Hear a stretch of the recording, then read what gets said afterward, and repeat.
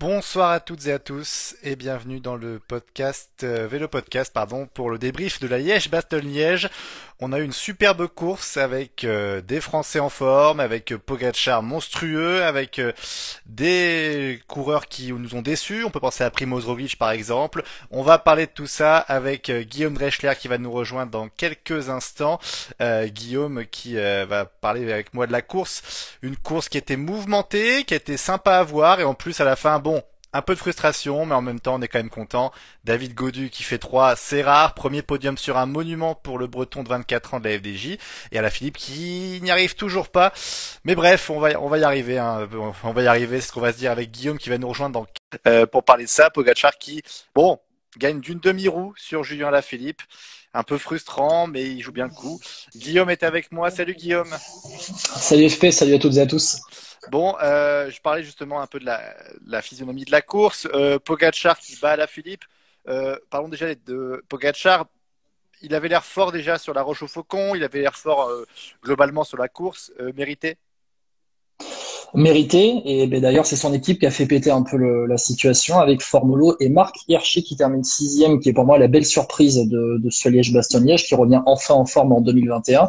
Ah bah un peu tard, mais bon. Ouais, un peu tard, mais c'est vrai que voilà, tu vois, il a comment dire digéré le changement d'équipe, l'affaire de l'hiver dernier, et maintenant ben ouais, il a emmené Pogačar vers la victoire. Pogačar très fort, il était le mieux placé, il était dernier à l'amorce du sprint.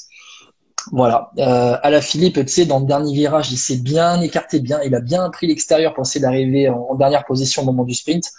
Et ben finalement, je suppute que si les positions étaient inversées au moment du sprint, si Alaf était dans la roue de Pogačar, peut-être que Alaf aurait sauté, tu vois, aurait pris l'aspiration à la dernière Mm. seconde pour faire ce que Pogačar a fait à Alaphilippe finalement. Ouais, bah ce qui est frustrant en fait au final, c'est qu'Alaphilippe il lui manque pas grand-chose à la fin, quoi. Pogačar, il y va en puissance, il perd. On a l'impression qu'il perd la route d'Alaphilippe, mais en fait après il revient tellement fort que bah c'est un peu frustrant, mais bon. Très bon au sprint, hein. Pogačar, tu parles ou Alaphilippe?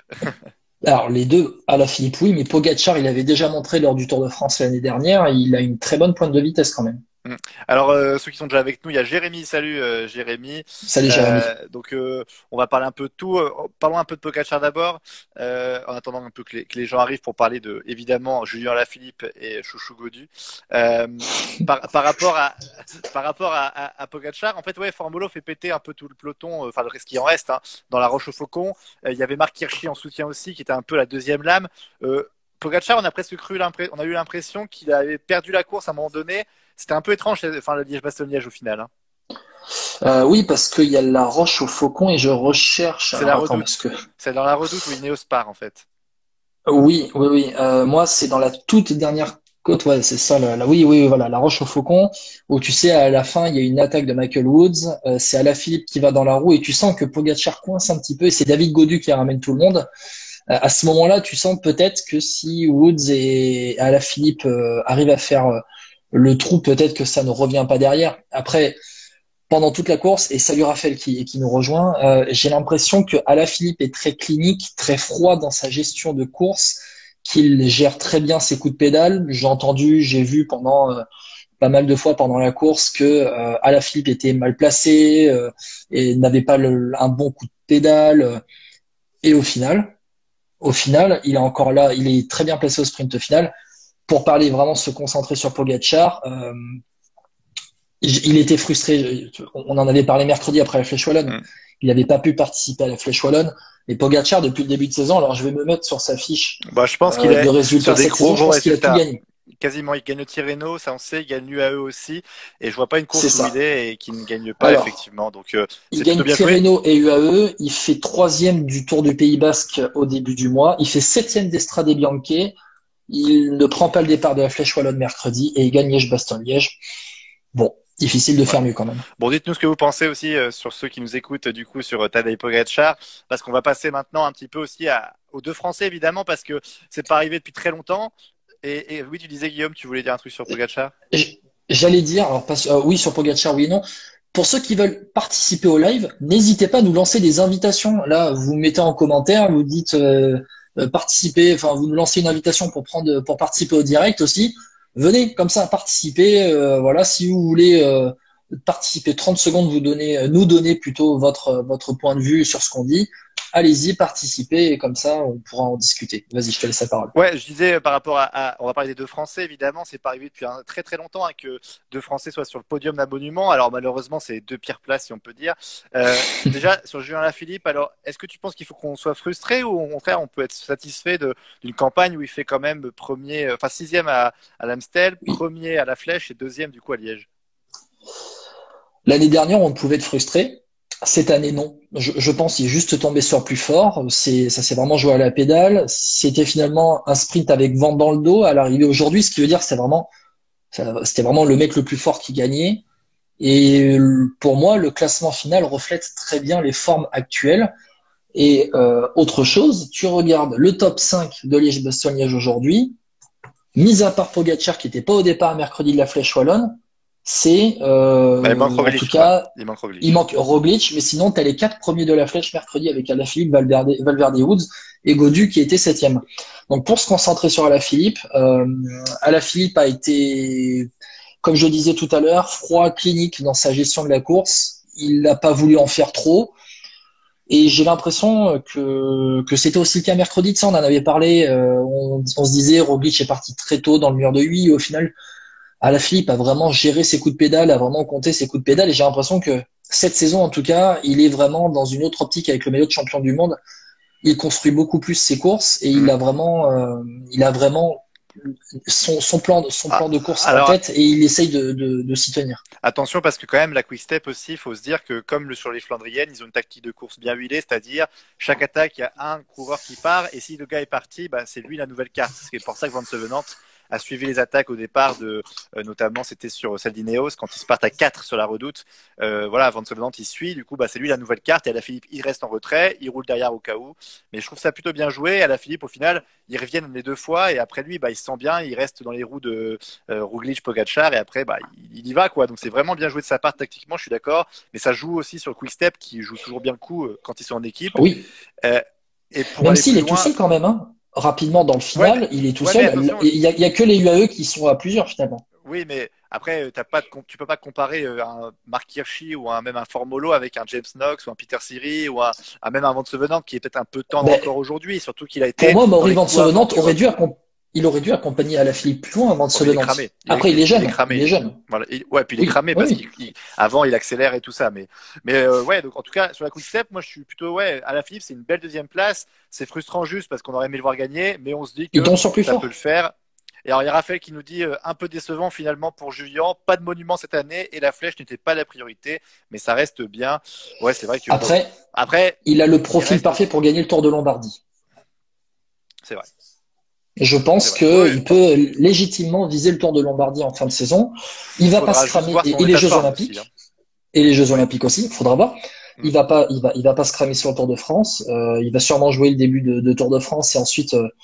Alors après, on sait pas parce que il peut y avoir une quatorzaine pour les sportifs avec les Jeux Olympiques. Donc, est-ce qu'Alaphilippe, il va Mm. faire peut-être la première semaine et abandonner après la C'est vrai. première semaine pour aller vers les JO. Après, il y a le les champions du monde, pardon, qui sont dans les Flandres cet hiver, enfin en tout cas à l'automne, et Alaphilippe serait légitimement, en tout cas au minimum outsider Mm. gagner ce championnat du monde et avec le Tour de Lombardie qui est juste après le championnat du monde. Ouais. Et voilà, ça réagit. Hein, en même temps, on regarde François Pierre. Ouais, j'ai vu. Antoine qui nous dit il arrivera à décrocher Liège-Bastogne-Liège un jour. J'en suis persuadé aussi, je suis Bah d'accord. ouais, mais bon, il va falloir qu'il se dépêche parce que si Pogacar il continue comme ça et Hirschi aussi arrive et tout ça, ça me fait un peu peur quand même pour la suite. Hein. Et Valverde a fait il fait quatrième aujourd'hui. Ouais, quatrième. Ouais, ouais. Valverde fait quatrième à 41 ans. Bon, voilà, ça laisse un peu de temps. On en parlera tout à l'heure, mais en tout cas, Valverde qui fait une grosse erreur sur le sprint. Je poursuis sur ceux qui commentent parce qu'il y a Bruno qui nous dit l'erreur de Julien est dans le dernier virage où il laisse Pogacar derrière lui. Tu en as parlé un petit peu tout à l'heure, mais après, est-ce que vraiment Il est en Pogacar est première devant lui? position. Il est en première position au début du virage et c'est là qu'il s'écarte et que Valverde, de manière surprenante, prend les devants. Ouais, oui, l'erreur, c'est d'avoir mis Pogacar dans sa roue, c'est de ne pas avoir été en dernière position.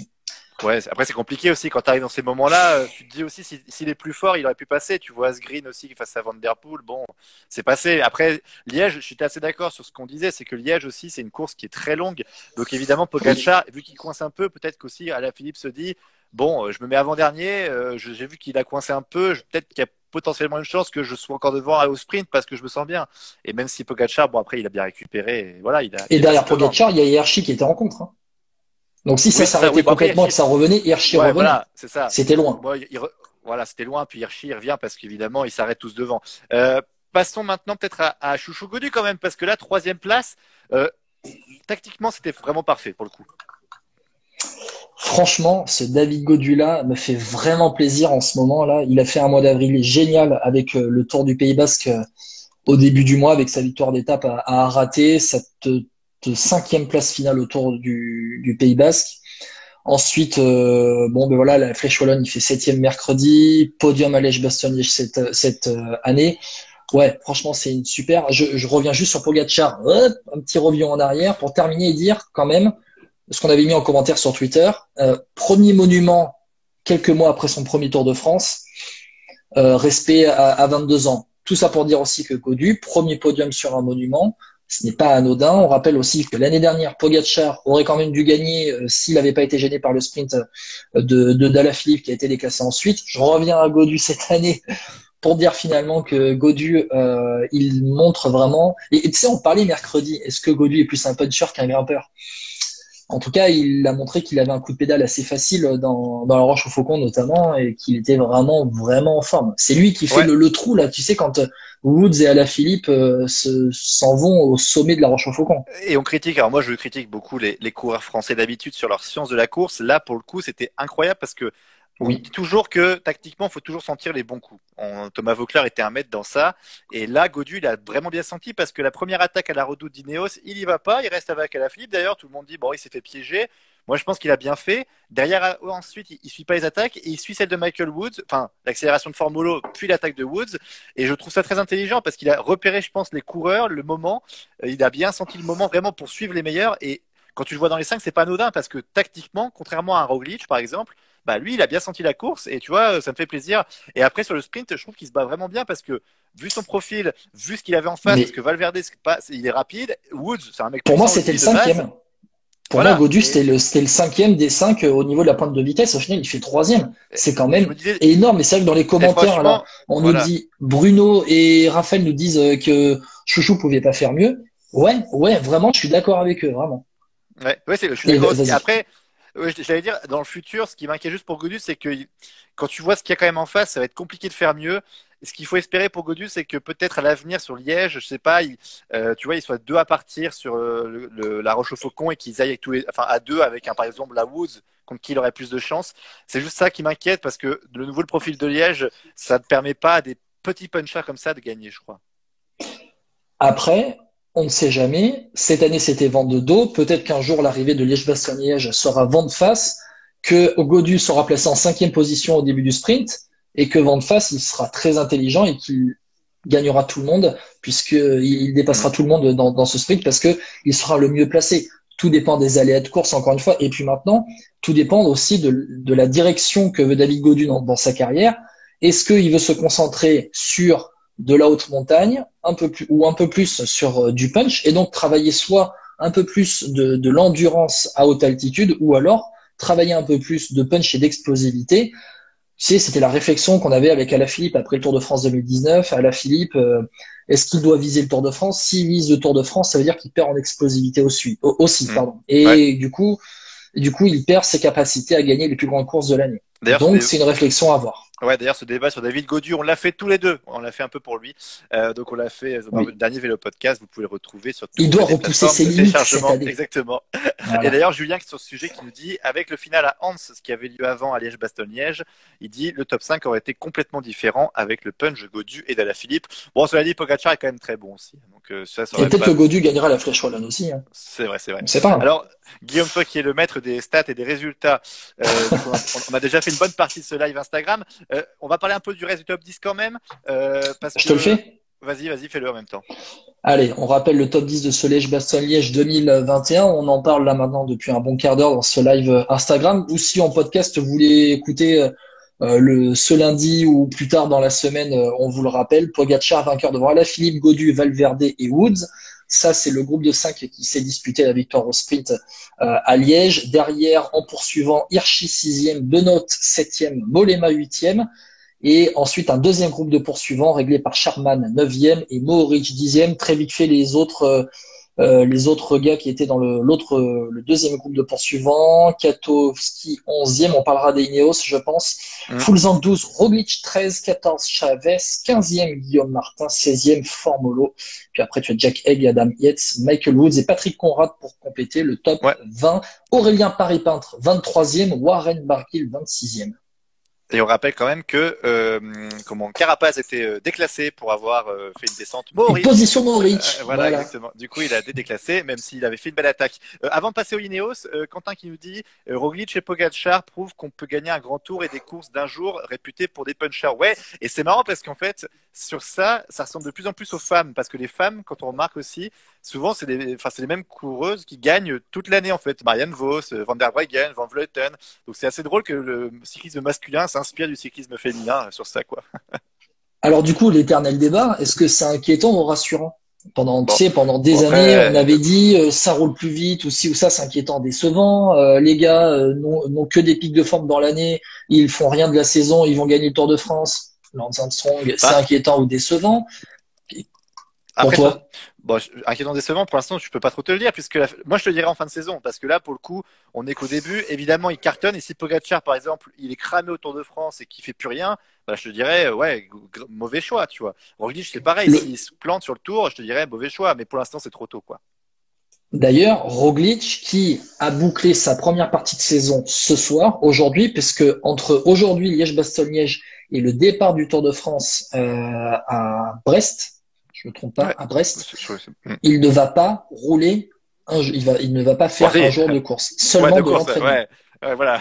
Non, mais il va faire de l'entraînement, mais je veux dire, il sera pas sur le Dauphiné, il sera pas sur le Tour de Suisse. Donc, Primoz Roglic, tu vois, il coupe ce soir. Tadej Pogacar, je vais peut-être voir, est-ce qu'il y a son programme qui est annoncé là? Qu'est-ce qu'il va faire? Non, Liège-Bastogne-Liège, Dauphiné, Tour de France pour Pogacar. Voilà. Donc maintenant, tu sais, c'est le premier bloc, il y a le Giro qui va arriver dans 2 semaines. Et c'est parti là, ça y est. Alors, on a une question sur un peu le hashtag, dirons-nous, de Vélo Podcast. Il y a Bruno qui dit H2R très décevant. Oui, parce que H2R, cette classique, ces classiques ardennaises, catastrophiques. Hein. Cosnefroy qui fait la position qu'il peut faire dans ses moyens physiques, mais Van Avermaet, pareil peintre, même, bon, bref, c'est pas bon, quoi. On rappelle la compo de départ de G2R? Ouais, c'est Van Avermaet. Cosnefroy, Galopin, ouais. Godon, O'Connor, Paris peintre, Char et Greg Van Avermaet. Bon. Van Avermaet, je pense que sa campagne de classique s'est terminée à la fin du Tour des Flandres. Puis maintenant, Cosnefroy en reprise, on en avait parlé avec la Flèche il a fait top 10 à la Flèche Brabanson il y a 1 semaine et demie. Bon, voilà, la bonne surprise, c'est Aurélien Paré-Peintre qui va se battre dans le groupe de poursuivants. Il est jeune, il apprend. Voilà, on est dans un nouveau cycle chez AG2R. Mais c'est marrant parce qu'AG2R a vachement bien commencé l'année avec la Marseillaise et victoire de Paré-Peintre et depuis c'est un peu plus dur et à part Champoussin l'éclairci au Giro di Liguria qui j'ai réussi à le dire. Magnifique. Mais par contre voilà le reste c'est assez catastrophique et même dans la course ils pèsent pas du tout quoi. On les voit même plus, on voit plus Cofidis que. Enfin c'est dire un peu le niveau esthétique qui est un peu. Non mais c'est vrai. C'est quand même Cofidis qui a quand même moins de moyens. Qui a moins de moyens qu'eux, hein, tu vois, c'est surtout pour ça que je compare. Et Martin qui fait 15e encore, qui lui est abonné au top 15, c'est assez drôle. Voilà, c'est sympa. Il a sa place aussi. Tu regardes, t'as un groupe avec Roglic, Chavez, Martin, Formolo. Voilà, elle passe à sa place. Alors, on va passer quand même très vite sur le top 10, juste par rapport à Ineos, parce que ça peut marquer la course. Ineos, on le rappelle, qui fait péter le peloton col de la Redoute. 4 coureurs, Tao Gegenhardt qui accélère. Il y a un groupe qui se décroche. Enfin bref, c'est un peu compliqué. Il relance avec Yates. Ensuite, ils se font rattraper. Carapaz part en contre. Il part, il a 20 secondes d'avance. Au final, aucun Ineos dans le top 10. Le premier, c'est Kwiatkowski, tu l'as dit. Moi, je dis tactique. Alors, ils ont animé la course, mais au final, ça n'a pas payé, quoi. Compo de départ des Ineos. Alors, attention, mouillez-vous les nuques. Carapaz, Denbar, Gegenhardt, Golas, Kwiatkowski, Rowe et Adam Yates. Bon. Le leader, alors oui, il y avait Pitcock qui devait être au départ, mais finalement forfait de dernière seconde, dernière minute. Ouais, Kwiatkowski c'était le leader, c'est le leader sur les monuments. De toute façon, ce petit Michel, il est énorme, ancien champion du monde. Ils sont à leur place. Voilà, Carapaz a fait péter la course. C'est pas son objectif, mais pour moi, Carapaz, je ne pensais pas classic man. Et au final, entre l'Amstel il y a une semaine et ce qu'il a montré aujourd'hui sur Liège-Bastogne-Liège, il a un comportement qui est très intéressant et pourrait pourquoi pas candidater à ce que fait un Gaudu par exemple aujourd'hui. Ouais, au final, gars, sur ce qu'ils ont, tu vois, par rapport aux équipes qu'ils avaient sur la Flèche et sur Liège-Bastogne-Liège, sur le résultat, c'est pas bon du tout. Franchement, moi, je serais Dave Westfold, je pète un plomb. Je dis les gars, Mais tu sais, je pense que tu peux comparer les Ineos au Jumbo-Visma ce soir. non, Parce que les non, Jumbo-Visma, c'était tout autour de Roglic. Mais au final, tu as deux armadas, deux énormes armadas des courses par étapes qui, au final de Liège-Bastogne-Liège, ne sont pas au niveau. Vraiment, pas au niveau. Des grosses hmm. déceptions. Ouais, bah après, euh, là, non, parce que Roglic, il fait quand même deuxième sur la Flèche Wallonne. Je trouve dur de comparer parce que même là, après, ok, il se plante Roglic dans cette course de Liège-Bastogne-Liège, mais Il se Roglic, plante c'est, pas, hein. Il a ouais, juste pas les jambes, hein. ouais, pas les jambes aussi, Il se peut-être. plante pas, hein. Oui, Voilà. oui. Pas les jambes aussi, mais tu vois, s'il anticipe bien, on connaît Roglic, il peut revenir sur des faux plats. Il y a un moment, ils sont à 10 secondes, tu vois, ça se joue pas Et à mais grand-chose, tu vois. tu sais très bien, François-Pierre, qu'à un moment donné, dans une course aussi usante que Hmm. Liège-Bastogne-Liège, même si tu n'as que 20 secondes, ce qui était le cas au sommet de la côte de la Roche-au-Faucon, c'est que ça se fait à la pédale. Tu n'as Ah pas ouais. d'erreur tactique. C'est juste, enfin, voilà, à un moment donné, à la Philippe, quand les UAE ont accéléré dans la Roche-au-Faucon, à la Philippe, il a fait le jump, il a eu la force de faire le jump. Ouais. Et il y était, voilà. On regarde un peu les commentaires en même Ouais. temps. J'allais enchaîner avec Rémi Rochas, tu vois. Eh ben Euh, vas-y, tu vois, on euh, a vu le même commentaire, voilà, Bruno. ouais, Rémi Rochas qui a été invité dans Vélo Podcast il y a pas longtemps, qui a confirmé de Oui. très belles aptitudes. Oui, alors moi ce que j'ai pas compris avec Rémi Rochas, c'est qu'il a accéléré à un moment donné, il a suivi un bon coup et ensuite il est reparti une fois qu'un autre groupe de contre est parti, était déjà 1 minute 30 plus loin. Enfin, j'ai pas totalement compris. Alors c'était pour durcir la course peut-être, bon, mais en tout cas Rémi Rochas, on sent qu'il a un potentiel. On va se calmer, hein, je pense que ça peut payer pas top 10, mais moi, Rémi Rochas qui accompagne son leader jusqu'à la Roche au Faucon, je vois bien. Ouais, 142e au final, Rémi Non, Rochas mais, ah ouais, mais sur après, 146. Non, mais voilà. après, il a travaillé, voilà, il a fait son job. Je suis d'accord. Rémi Rochas, dans le futur de l'équipe Cofidis, il peut s'inscrire vraiment comme un très bon lieutenant, une sorte de poisson pilote de montagne ou de classique. Je me comprends, tu vois, genre Mmh. le dernier mec qui accompagne le leader, quoi. Oui, oui, il confirme vraiment, il y a vraiment de bonnes choses, il fait vraiment de bonnes choses en ce moment et c'est de bon augure pour la suite. Rémi Rochas, voilà, on continue de le suivre dans le podcast. Évidemment. Et Bruno qui nous dit que Tao Guggenhardt semblait très fort et sacrifié trop tôt. Je suis assez d'accord parce que vu comment il roulait, bah, fait rouler Yes à la place. Hein, ou fait rouler, il y avait qui d'autre fait rouler même Carapaz à la limite. Si c'est Kiato et Guggenhardt tes meilleurs hommes sur le moment, bah, je sais pas, t'as de la marge pour faire rouler d'autres gars, quoi. C'est pas Ouais, possible. surtout que Ils vont pour rouler pour Yates toute l'année là pour les grands tours. Ça c'est bon, il peut rouler une fois, franchement. oui, j'allais dire surtout que Carapace part, mais au final, on sait très bien que tu sais, il part Carapace. Alors attends, c'est pas dans la Roche au Faucon, je Non, regarde, Carapace c'est c'est après la Redoute qui part. la côte des Forges. Hmm. Voilà, dans la descente après la côte des Forges. Et il part Carapace et il y a quand même une longue descente et une petite vallée. Enfin, Hmm. oui, où est passé Valentin Madois sa question? On va y répondre parce que va falloir se la poser. C'est vrai que longue descente et Carapace finalement, c'est impossible de faire la différence. Hmm. Mais ils se disent quoi les Ineos à ce moment-là? Est-ce qu'ils se disent on met Carapace à l'avant comme ça on force les autres à rouler? Ça peut être Hmm. ça aussi parce que Carapace Oui. c'est quand même un vainqueur de grand tour, c'est un grand coureur du Ah oui, peloton oui. mondial. Ça. Donc au final, la tactique, forcer les autres à rouler pour user. J'ai l'impression que ça a été dit aussi dans les commentaires, c'est parti de plus loin par rapport à d'habitude Ouais, c'est cette vrai. année. C'est vrai, c'est vrai. Ça a attaqué de plus loin. Donc c'est une bonne chose, une course de mouvement, c'est ce qu'on aime.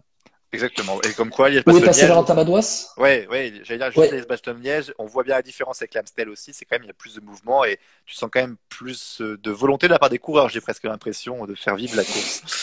Oui, ouais. où est passé Valentin Madouas? Alors, très belle interview dans l'équipe, c'était hier ou avant-hier, où en fait, il explique que, bah, il sait pas où il en est, quoi. Et clairement, on sent bien que ce coureur, bah, il est un peu, c'est pas laissé à l'abandon, mais j'ai l'impression qu'on sait pas vers quoi le diriger, ce type. On dirait qu'on lui dit, ah, t'es pas mal en grand tour, t'es pas mal aux Ardennaises.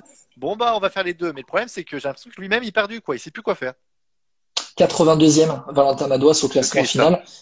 C'est triste, mais j'ai l'impression que vraiment, sur cette année 2021, la Groupama FDJ, mis à part David Gaudu, Ouais, elle est en... démarre,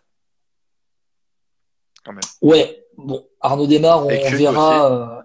Oui, et Kung, mais C'est beau. normalement, on doit les voir, Non, on doit alors, les voir plus gagner, en tout cas, ou oui, plus placés. Non, parce que, attends, tu me dis Kung et Démarre.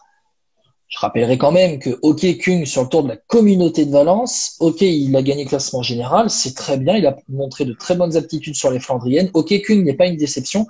Pour moi, Arnaud Démarre sur la première partie de saison, c'est une déception, Arnaud Démarre. oui. Sur la, Non, mais la d'accord. fin d'année, le restart 2020 qu'il fait, il doit Ouais. plus gagner en 2021. Alors, attention, lui, son programme, c'est maintenant le Tour de France. Est-ce que c'est pas axé là-dessus aussi? Et autre chose, c'est qu'il y a 3 semaines, du coup, avant ce fameux Tour de la Communauté de Valence et le Tour du Pays Basque, que je t'aurais dit, enfin, on l'a dit d'ailleurs, FDJ déception. Aujourd'hui, 3 semaines après, je peux pas te le dire parce que ils se sont relevés. La Communauté de Parce Valence, que c'est David les Godu. favoris. David Godu, mais aussi Arnaud Desmar, Kung, le travail d'équipe aussi. Les Miles Colson qui gagne une étape, c'est quand même important. C'est un équipier, mais qui gagne. Je suis d'accord, les secondes C'est vrai. couteaux, Mollard, Madouas, On ça les marche attend pas. sur des World Tours aussi. On est d'accord, mais après, c'est un début. Moi, je préfère un Français qui gagne sur un continental ou peu importe quelle course qu'il ne gagne plus. Garde H2R, par exemple, C'est ça vrai. gagne nulle part, tu Ouais. vois. Alors que Cofidis, bon, après, ils sont pas très loin. Tu sens que le World Tour, ça va finir par arriver. Non, franchement, FDJ, je trouve que on peut être positif aujourd'hui sur eux, quoi. Après, qu'un Mollard ou un Encourageant. Madouas, ouais, voilà, mais Mollard, Madouas, Sur le bulletin de notes, on dit encourageant, c'est ça? non, parce que Mollard et Madouas, pour moi, c'est pas assez, je suis d'accord, et ils doivent se remettre en question. Oui. Mais sur Godu, Desmar, je trouve que par rapport à leur statut, c'est correct. Je peux pas dire, enfin, Godu, un peu plus, on peut dire Godu bien, tu vois. Desmar, Oui. c'est Et correct. juste, Voilà, tu on vois. parle de Groupama FDJ. Je pense que la parenthèse Thibaut Pinot, on se le fera dans la présentation du Giro Oui, sur le largement. podcast, hein. On en parlera parce que là, il y a beaucoup à C'est dire ça, quand même. c'est ça. Et ça fait, on en avait parlé hein, avant dans un précédent vélo podcast. Thibaut Pinot, la cassure de 2019, elle est énorme aussi bien physiquement que psychologiquement. Et la suite de la Exactement. carrière de Thibaut Pinot, va falloir en parler. D'ailleurs, FP, je te pose la question. On s'était mis un tweet, on avait mis un tweet hier. Si tu dois noter Thibaut Pinot en montagne, salut Jérémy. Si tu dois noter Thibaut Pinot en montagne sur PCM, tu lui mets combien? Aujourd'hui? Mais je laisse à 70, à 79, pardon, je dis pas la même chose. À 79 ou à 80, tu vois. Parce que, au final, je pense que le potentiel, il l'a toujours, mais c'est physiquement que ça va pas. C'est une blessure. C'est Tu mets comme si endurance à 50, comme j'ai vu dans un commentaire. ouais. Mais c'est compliqué à dire parce que c'est un mec blessé. Comment tu veux dire? Je peux pas dire qu'il a plus le niveau en montagne parce qu'il est blessé. Enfin, Ça c'est fait plus la même un an et chose. demi qu'il est blessé. Ça Non, fait mais un bon, an et demi t'exagères. qu'il est Ça fait pas un blessé. an et demi qu'il est blessé. Il s'est pété le dos sur le Tour de France. Tu te moyen ou quoi? Ça Il fait y a pas un un an an et et demi. demi. Bah, attends, mais je suis dingue. Il était l'an dernier sur le Tour, non? Sa blessure, elle s'est réveillée C'est septembre. lorsqu'il. Non mais oui, mais sa blessure, elle s'est réveillée lorsqu'il doit gagner le Tour de France en 2019. Ça fait un an et demi qu'il se traîne ce problème au Ah dos. non! Au dos? Ah bon? Bah, du coup, j'ai pas compris ça. Moi, j'ai compris. Le dos, c'est pas quand il tombe. Tu sais, quand il tombe sur le Tour de l'Occitanie avant, et après, il retombe dessus à Nice. C'est l'an dernier, Ah, pour non? moi, tout est Dites-moi en relié. commentaire. Alors, Raphaël qui nous dit ça Dites, fait 6 mois, mais pour moi, tout est relié. voilà. On est d'accord, Raphaël Pour qui dit moi, au pour moi, Dauphiné, il tout est avait relié. marché. Ça fait 6 mois. Non, Ouais, non, mais lui, c'était une blessure musculaire, il me semble, à la cuisse, c'est ça? oui, Sur le c'est Tour pour ça que je te dis, pour 2019. moi, tout est relié. Ah oui, bon, ça, après, je suis pas médecin. Ça, pour le coup, je suis pas médecin, je peux pas te dire. Mais ce que je peux te dire, c'est que le Entre la dos, cuisse et le dos, on sait très bien. Alors, ah, mais FP, ça, t'as oui, mais raison. Oui, moi, Raphaël, je suis désolé. Oui, ok, non, non, FP a raison, mais ouais, moi après, je suis pas tu as peut-être raison sur le côté cuisse et dos lié, mais en tout cas, sur ce qu'on avait comme information, le Dauphiné, il marche, il a raison, Raphaël, et après, derrière, il tombe à la route d'Occitanie, il tombe à Nice, et c'est là où, évidemment, il se fait un souci, quoi. Et là, je vois Bruno qui nous dit, et si Thibaut Pinot faisait un reset 2 mois sans vélo? Et attends, moi, j'ai une théorie encore mieux, que j'ai vu passer sur Twitter. Imaginez un peu, vas-y. Thibaut Pinot qui fait reset, il revient sur le championnat de France, juste pour se remettre, il vient aider David Gaudu, et en fin de compte, il remporte le Tour de France. Bon, c'est hyper tiré par les cheveux, hein. Mais là, Il y a trop de contre-la-montre. Quoique, le contre-la-montre de Thibaut Pinot ah, sur Tirreno a été très ouais, encourageant. mais on va se calmer, c'est 15 Bon, km. après, Euh, alors moi, juste pour dire les consultations médicales, remboursées par la Sécu, j'ai un cabinet, on peut se faire des ah ouais, bah visios ça, pour faire les consultations en ligne. Moi, je vous le dis, je prends pas trop cher, ah c'est ouais. remboursé, vous inquiétez pas. C'est Si pas j'ai mal Chef à la HL, cuisse c'est et que pour moi. si j'ai mal à la cuisse et que tu me dis que j'ai mal au dos, franchement, ouais, évidemment, je vais pas aller chez toi. Juste, alors, à moins que tu aies autre chose à dire sur les hommes, peut-être, est-ce que tu as encore Non, on va peut-être je sais que inviter c'est un truc. Julien quand même à venir pour nous parler Ouais. de la course femme. Ah, j'ai regardé Euh, la course femme entièrement cette année. Incroyable. Enfin, alors entièrement. je n'ai pas pu la Alors là, regarder. Je quelle vous laisserai honte. faire. Et par contre, j'espère pouvoir entendre Julien aujourd'hui, contrairement à mercredi, parce que sinon je m'effacerai et je te laisserai faire avec Julien. Ouais, il y a Julien donc il va arriver. Hop, Julien Després, qui, Et Bruno qui nous dit concernant Thibaut Pinot qu'il aille voir Barnabé. Je pense que Barnabé aurait plusieurs choses oh. à lui dire en même temps. Et puis d'ailleurs, je pense que Attention, suspense, même, c'est ce que je vais entendre même, si Julien. même si on s'engage pas, Alors déjà, je ah, vois Guillaume et je l'entends aujourd'hui, c'est formidable. Ah, toi aussi, salut tu Julien. m'entendais pas mercredi. Salut, je C'est t'entends parce bien. qu'il passait dans un tunnel, il paraît. Salut Julien. En Charente, un long tunnel. Un très long tunnel. Un très Euh, très long Gu- tunnel. Guillaume, juste, j'allais dire Barnabé, en parlant de ça, je pense qu'on l'invitera dans le prochain podcast parce que la Bahreïn, ça marche pas mal. Péo Bilbao, Oui. notamment, qui a gagné récemment. Et puis, on parlera de Thibaut Pinot avec lui, lui qui est expert puisqu'il est kinésithérapeute. Hein. Je dis pas de bêtises. Oui, c'est ça, Voilà. ostéokiné, auprès de l'équipe Bahreïn Voilà. Victorious, et Voilà. qui, alors on peut le dire aussi, est en Espagne, il habite en Espagne, dans la région de Valence, il me semble, par là-bas, Alicante, Valence, il me semble, et Ouais. Ouais. il est aussi en contact avec des coureurs sur place. Voilà. Voilà. Alors Julien, parlons de la course des femmes. Je fais un bref résumé comme ça. On va parler dans le concret tout de suite. On va rester encore 5 minutes, je pense, 5-6 minutes dans le live Oui, Instagram. oui. Alors, victoire. Alors, dis-moi le nom, comment tu le prononces toi? Parce que j'ai eu deux versions chez les Suisses. Volring, J'ai Volring. Volring. Bon, bah parfait. Ouais. Alors, voilà. De la SD Works qui emmenait quand même pas championne du monde. Royal. Royal, franchement. Van der Breggen sur le sprint.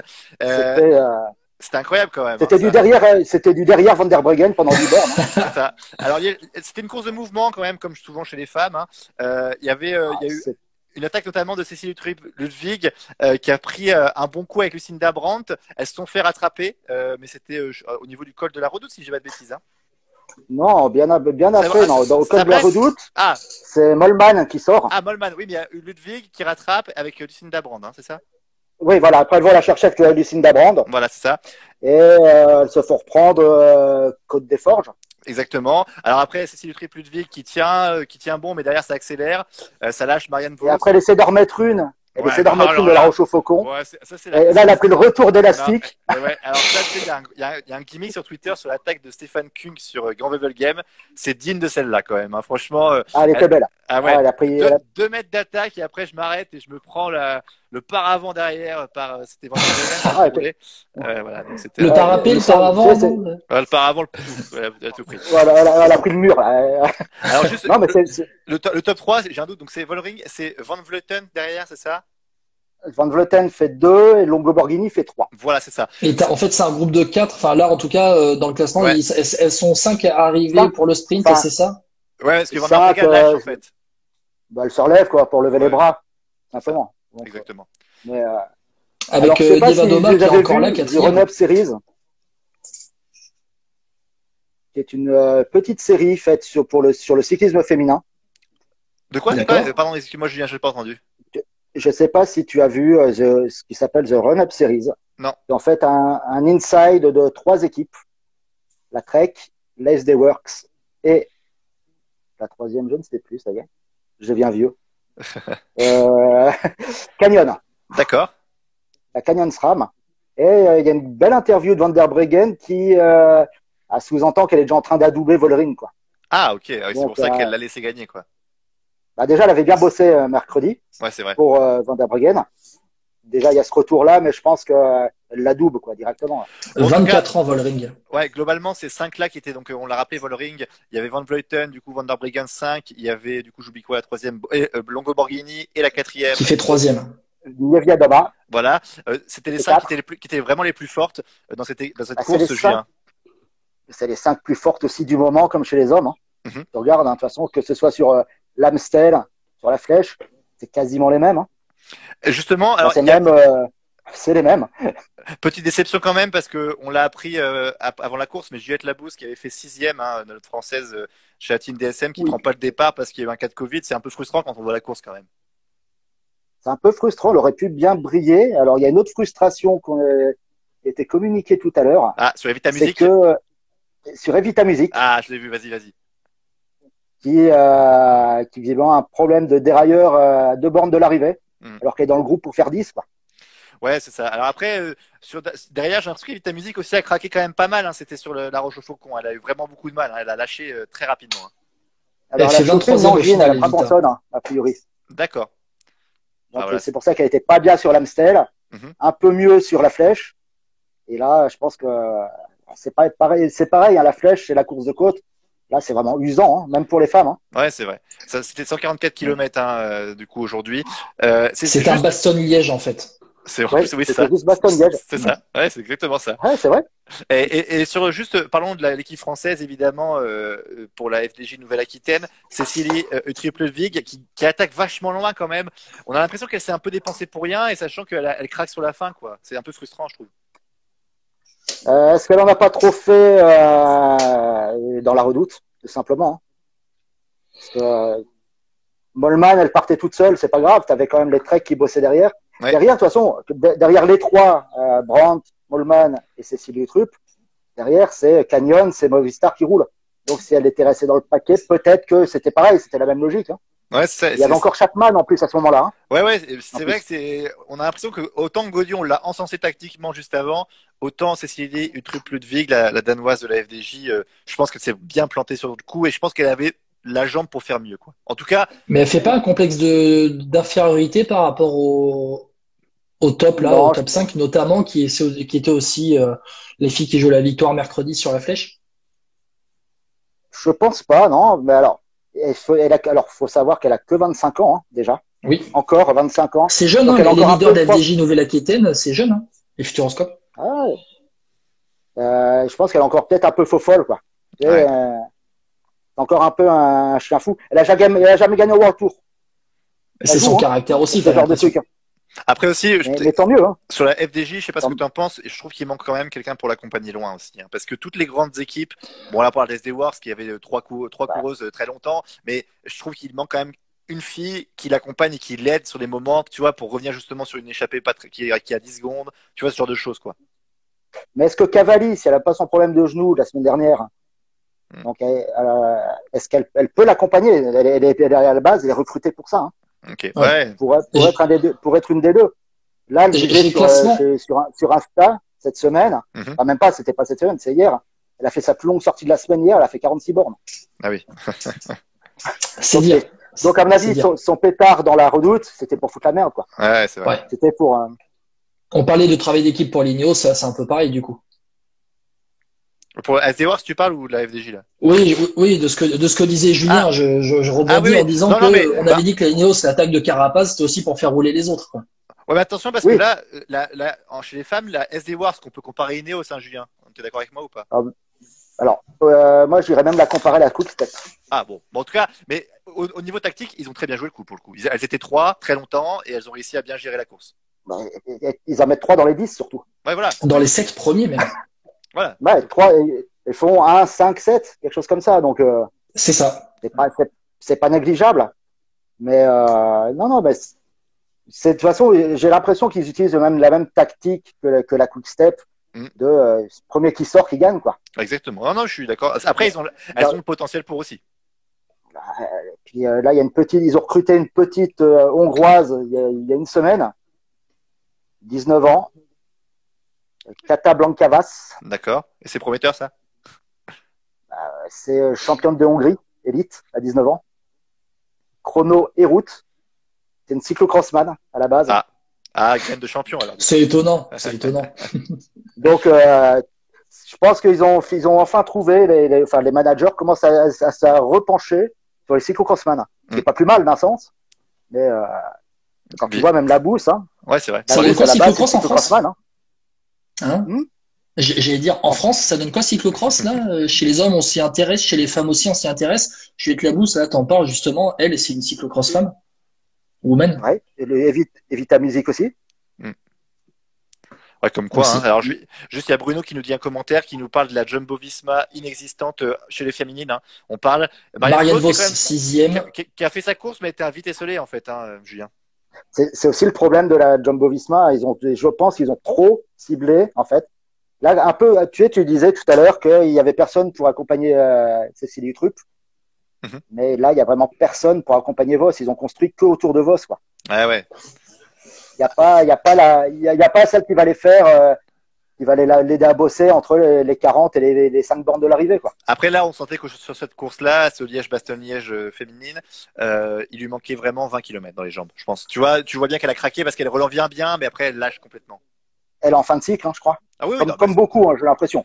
J'ai l'impression qu'ils sont beaucoup en fin de cycle. Hein. C'est clair. Alors, juste un dernier mot, si vous le voulez bien, du coup, je pense qu'on a fait le tour sur Liège-Bastogne-Liège féminine. Dis-moi, Guillaume. On peut rappeler peut-être le classement vite fait, complété. Alors, rappeler pour dire que ça s'est joué sur un sprint à 5 à peu près, victoire de Demi Vollering devant Annemiek van Vleuten, Elisa Longo-Borghini, Nieva Doma et Van der Breggen. Donc ça, c'est le top 5. Derrière, pour la 6e place, Marianne Vos règle un petit groupe avec Ashley Mollman et Cécilie Trupp-Ludwig, donc 6, 7 et 8. Et ensuite, un gros groupe de poursuivantes pour la 9e place avec Lucinda Brandt et Amanda Spratt.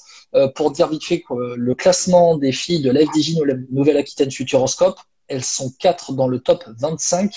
Ludwig, 8e, Marta Cavalli, 14e, Evita Music, 23e, Brody Chapman, 25e. Et ensuite, pour les deux autres, on va chercher Eugénie Duval, 79e. Elles sont 83 à l'arrivée. Et Stine Borgli, la Norvégienne, qui n'a pas terminé la course. Alors, on va terminer quand même sur un truc positif que j'ai trouvé très positif aussi pour avoir suivi sur Eurosport.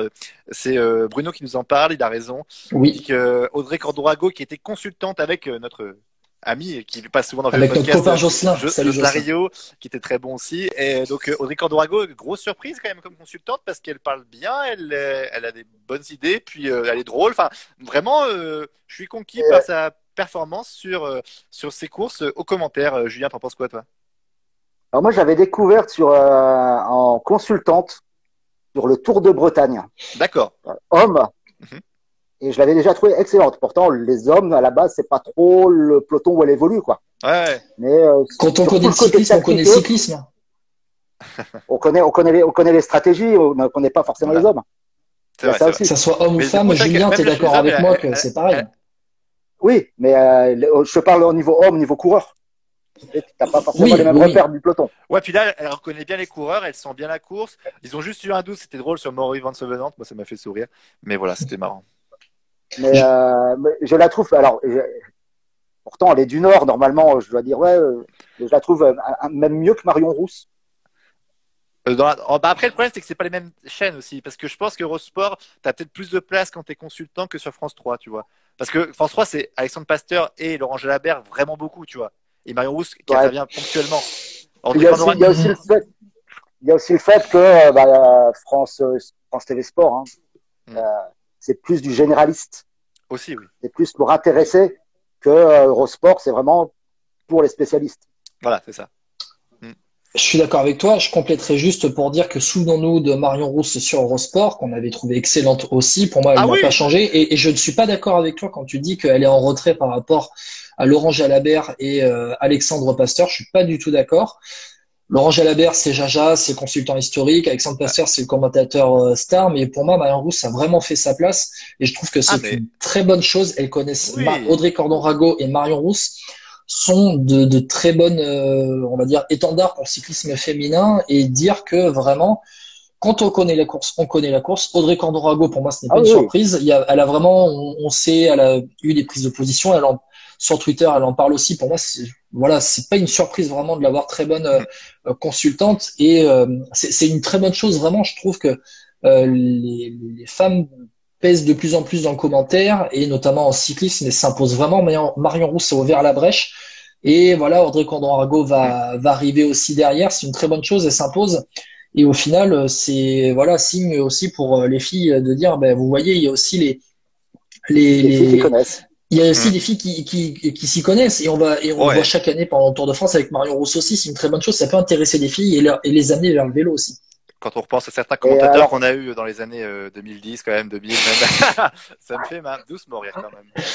mais Thierry, on a eu Maël non, Grosse-Tête aussi qui était pas mal aussi, cette oui, semaine. oui. Pardon, j'ai pas entendu.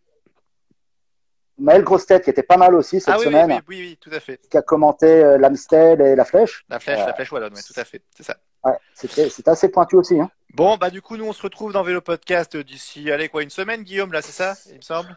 On va se retrouver début mai pour parler eh bien du Tour d'Italie. Alors on va suivre un petit peu ce qui va se passer en Romandie par chez toi, François-Pierre. Ouais, Peut-être qu'on improvisera un live un de ces ouais. soirs Si on sur la arrive à... semaine en Romandie. Alors, je vous promets rien, mais j'essaierai d'avoir des coureurs. Mais je vous promets rien, mais sachez que voilà, je serai sur place 2 jours au moins, j'essaierai, mais on verra ce qui se passe. On vous tiendra au courant sur les réseaux sociaux. Et en tout cas, merci de nous suivre parce que même le débrief du Tour c'était quoi, l'Amstel et la Flèche Wallonne. Et aussi, ça a été bien suivi. Voilà, donc merci à tous de nous écouter toujours plus nombreux.